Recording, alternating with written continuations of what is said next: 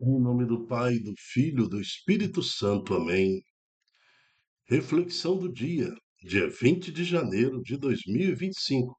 Segunda semana do tempo comum, segunda-feira, cor litúrgica verde. Santo do dia, São Sebastião, um soldado martirizado. Isso acontece no século III, em toda a Itália, mais especificamente em Roma. São Sebastião nasceu em Narbonne. Os pais eram oriundos de Milão, na Itália, no terceiro século. Ao entrar para o serviço do Império como soldado, tinha muita saúde no físico, na mente, principalmente na alma. Homem temente a Deus, convertido no Senhor Jesus. Não demorou muito, tornou-se o primeiro capitão da guarda do Império. E o seu compromisso com Cristo o levava a consolar os cristãos que eram presos de maneira secreta, perseguida pelas autoridades romanas, mas a evangelização dele era capaz de aliviar o tormento pelo testemunho, né? Já que não podia ser explícito a sua acolhida, aquelas pessoas que eram presas, mas secretamente os visitava e dava a elas esperança. Santo Sebastião, um defensor da verdade no amor e apaixonado por Deus. O imperador, com o coração fechado, mandou prendê-lo num tronco e autorizou que sobre ele lançasse várias flechadas, né? E lançaram tanta flechada nele a ponto de achar que ele estava morto. Mas uma mulher, esposa de um mártir, o conhecia, aproximando-se dele, percebeu que ele ainda estava vivo por graça. Ela cuidou dos ferimentos dele. E, em seguida, assim que ele ficou bom desses ferimentos todos, voltou novamente a testemunhar diante do imperador, o que levou à morte definitiva, né? Aí o imperador mandou decapitar o São Sebastião. São Sebastião, tu que fostes um, e cuidou dos ferimentos daqueles perseguidos, São Sebastião, que fosse flechado pelo povo, mas também pelo amor divino, colocar em nós essa ferida de amor que não sara e não se cansa de procurar o amado de nossas vidas até as últimas consequências. Amém. São Sebastião, rogai por nós. Na primeira leitura em Hebreus, capítulo 5, de 1 a 10, o Paulo aqui vai falar, dentro daquela visão teológica da salvação, né, do mistério da salvação, vai falar agora do sacerdócio de Cristo. Todo sumo sacerdote é tirado no meio dos homens e instituído em favor dos homens nas coisas que se referem a Deus para oferecer dons e sacrifício pelos pecados. Então aqui também ele está definindo teologicamente a função de um sacerdote. O sacerdote, então, ele oferece a Deus. A missa, então, o sacerdote, todo o diálogo, toda a oração do sacerdote é oferecendo a Deus. A missa é uma oferta a Deus, né? É um louvor à ressurreição de Jesus Cristo, mas é uma oferta de sacrifício a Deus. Então, ali toda a igreja se reúne com o sacerdote que oferece a Deus em sacrifício. Saber ter compaixão dos que estão na ignorância e no erro, porque ele mesmo está cercado de fraqueza. Por isso deve oferecer sacrifícios, tanto pelos seus pecados, né, pecado do povo, mas também pelos seus próprios pecados. Ninguém deve atribuir-se essa honra, senão o que foi chamado por Deus, como Abraão. Deste modo, também Cristo não se atribuiu a si mesmo a honra de ser sumo sacerdote, mas foi aquele que lhe disse: Tu és meu filho, e hoje te gerei. Então, o próprio Deus, né, manifesta esse desejo em Jesus, né, dele ser o sumo sacerdote perfeito. E como diz em outra passagem, é um salmo, que está escrito: Tu és sacerdote para sempre, na ordem de Melquisedeque. Então, 1000 anos antes de Jesus, já existia essa profecia de que o Messias seria sacerdote, sumo sacerdote, na ordem de Melquisedeque. Cristo, nos dias de sua vida terrestre, dirigiu preces e súplicas, com forte clamor e lágrimas, àquele que era capaz de salvá-lo da morte, e foi atendido por causa de sua entrega a Deus. Mesmo sendo filho, aprendeu o que significa a obediência a Deus por aquilo que ele sofreu. Mas, na consumação de sua vida, tornou-se causa de salvação eterna para todos os que lhe obedecem. De fato, ele foi por Deus proclamado sumo sacerdote na ordem de Melquisedeque. Então, o sacerdócio de Jesus passou pela oferta da sua própria vida, do seu próprio sangue, né? Como justo e eterno, ele aceitou o sacrifício. Então, o sangue misericordioso, o sangue divino de Jesus, que foi derramado em sacrifício, nos libertou de um pecado eterno, que é o pecado de Adão e Eva, que eles pecaram diante de Deus. Deus é eterno. Na eternidade de Deus, houve aquele pecado que não tinha como ser perdoado, a não ser por um ato eterno, né? Por um sacrifício eterno. Por isso que Jesus, sendo Deus, quando se faz homem, e seu sangue é derramado em sacrifício. Então, o sangue de Jesus é que alcança nos infernos a liberação da nossa mácula diante de Deus. Então, até nos infernos, o pecado, a misericórdia de Deus nos livra do pecado eterno. Por isso que Deus, o próprio Cristo, desceu à mansão dos mortos, ou seja, o inferno, e ali ressuscitou na mansão dos mortos, mostrando a sua eternidade. Então, toda vez que alguém morre, ele encontra Jesus na mansão dos mortos. Porque ao ressuscitar, Jesus então não está refém de tempo, hora, minuto, anos. Não tem 20, 2.200, 2025 anos que Jesus ressuscitou como fato científico, mas a ressurreição de Jesus coloca Jesus fora desse quadrante tempo que você conhece como seu relógio. O tempo de Deus é completamente diferente do nosso. Então ele estará presente, sempre presente na nossa morte e disposto a ir aos infernos, se preciso for, para nos libertar de toda condenação de pecado, né, do pecado eterno. Por isso, então, essa explicação teológica aqui de Paulo aos Hebreus, falando exatamente da importância de ser Jesus, aquele que a profecia proclamou como o sumo sacerdote da ordem de Melquisedeque. Palavra do Senhor, graças a Deus.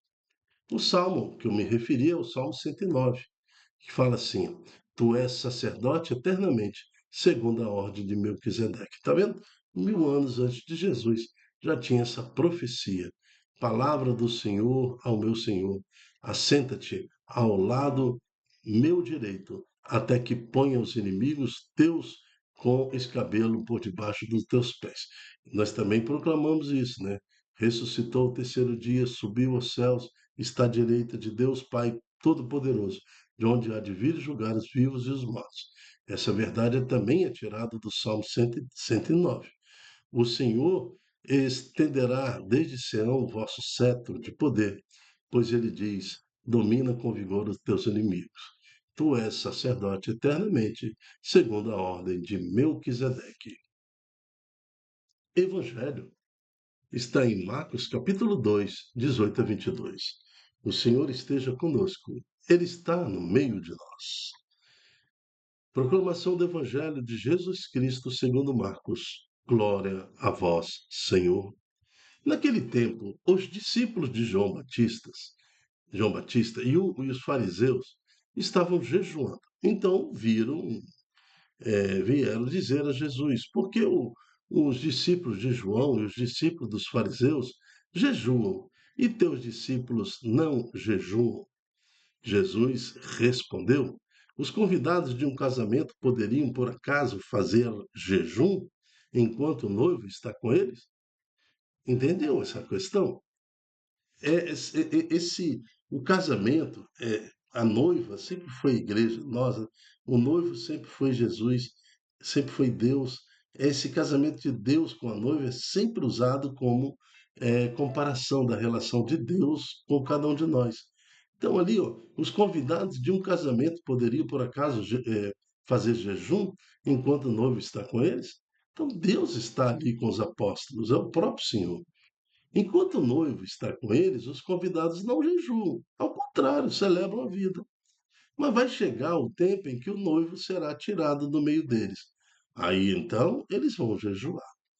Assim que Jesus foi morto, foi sepultado, ressuscitou, soprou o Espírito Santo sobre toda a igreja, aí sim começou aquele momento de jejum, né, de guardar a sua espiritualidade para, para que o Espírito se sobressaia, né, a todas as necessidades carnais. É essa a função do jejum.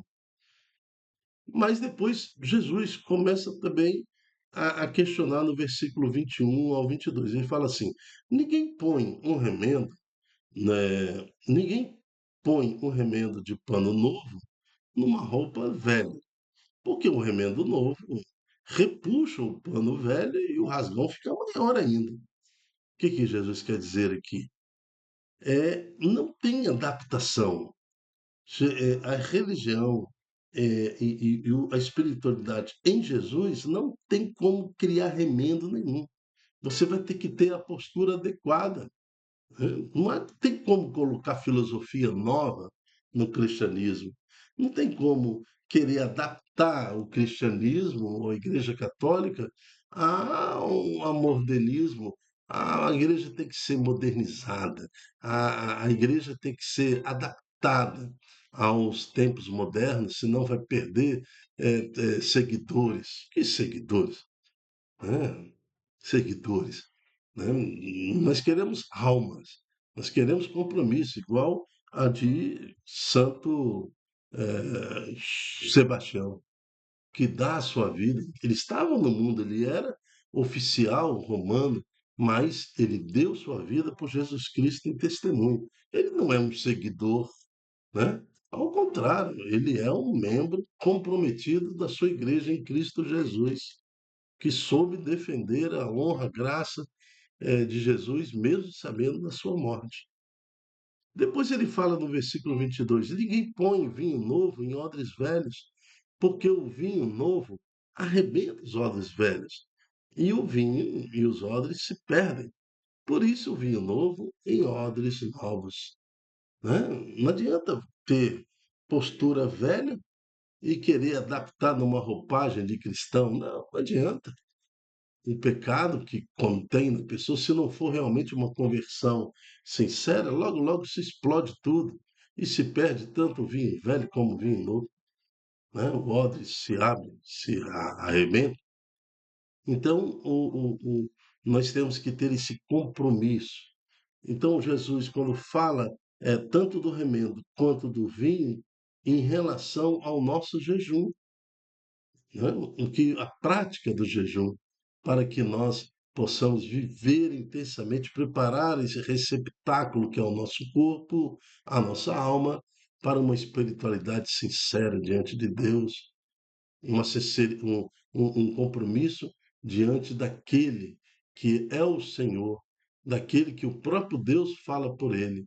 Ele é o sumo sacerdote, segundo a ordem de Melquisedeque, aquele que tem todas as exigências proféticas para manifestar-se como filho de Deus, aquele que foi esperado séculos e séculos para nos libertar, que há de voltar e julgar os vivos e os mortos. Então, sem remendos. E o odre tem que estar adequado com o vinho. Então, nessa roupagem nova que nós recebemos, o nosso batismo, sendo também o odre novo, que vai receber o vinho novo, que é Jesus, possamos estar preparados e aguardar o seu que vem. Enquanto isso, vamos manifestando a nossa fé, mesmo levando flechadas de tudo quanto é lado, e mostrando aos nossos, principalmente aquelas pessoas que nós amamos, que o Cristo Senhor há de nos libertar da morte eterna. Amém. E vamos viver assim a esperança da nossa ressurreição em Cristo. Eu me chamo Dilton Góes. O nosso projeto chama-se Ai de mim se não evangelizar. Esse programa Reflexão do Dia faz parte desse projeto, que é um estudo bíblico com o objetivo de entendermos a palavra de Deus que compõe a liturgia. Qual é o objetivo da primeira leitura, segunda, do Evangelho, do Salmo, do Santo do Dia? E assim, costurando essa coxa de retalho, começamos a compreender o chamado da igreja, que hoje para nós é um chamado de conversão, é um chamado de entendimento que Jesus é aquele que a profecia tanto falou e que nos leva à conversão pelo testemunho e vivência do nosso batismo. Seja você também um anunciador da Boa Nova, divulgando em suas redes sociais este estudo, esta pregação, esse ensino, para que mais corações se sintam no compromisso de receber Jesus com a roupagem nova, sendo um odre novo, com posturas novas diante do Senhor. Amém. Até a próxima, se Deus quiser. Tchau, tchau.